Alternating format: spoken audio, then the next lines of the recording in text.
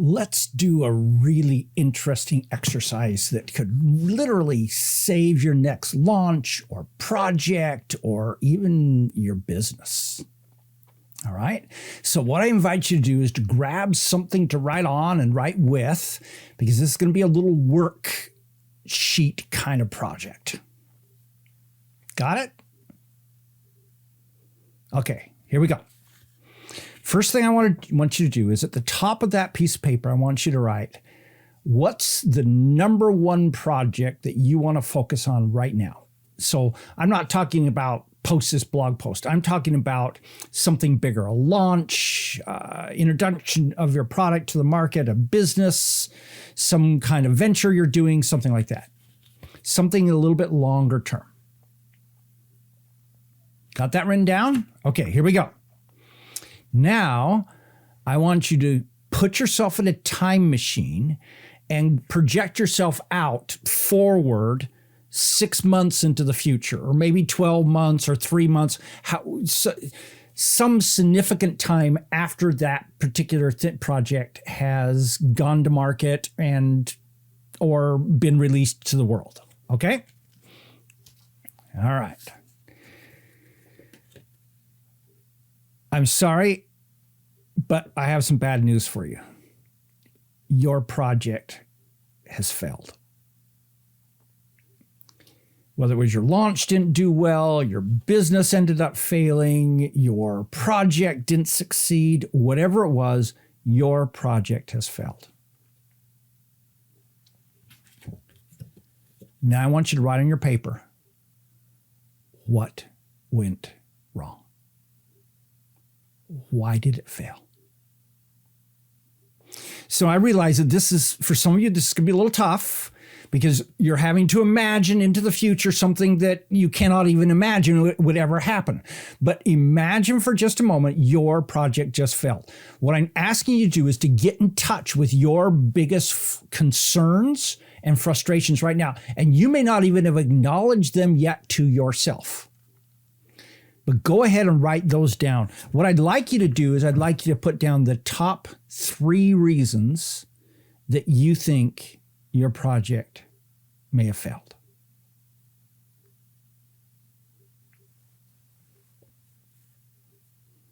I'm giving you time to do this. What are the top 3 reasons you think your project failed? Prioritize them. 1, 3, 2, whatever it is. So they may be, I didn't have a big enough list to offer it to. My advertising failed.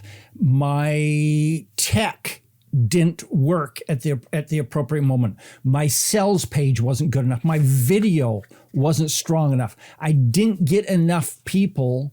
My deliverability rate on my emails was too low. Any of those kinds of things. Now, got that? Now come back to the present. Jump back in the time machine, set it on today, and come back. Welcome back to our current present. Maybe you want to stay out there. I'm not sure.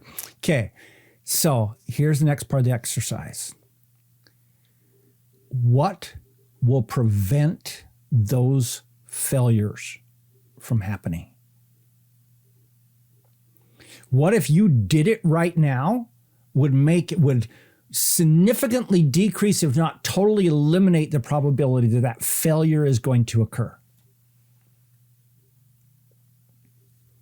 All right. And what's your specific plan to make sure that that failure doesn't occur? All right, let me tell you why this exercise works. Number 1 is I invite everybody to do this before you do a major project. What this does is it tends to tell you where the biggest risks are in your project before you've gotten to the point where the die is cast and you can't shift things and make things different. So the earlier you do this in the project, the better off you'll be. And then I also suggest you do it again, probably 30 to 60 days before you do the launch of that particular project, because there will have been new concerns that have arisen during that period of time.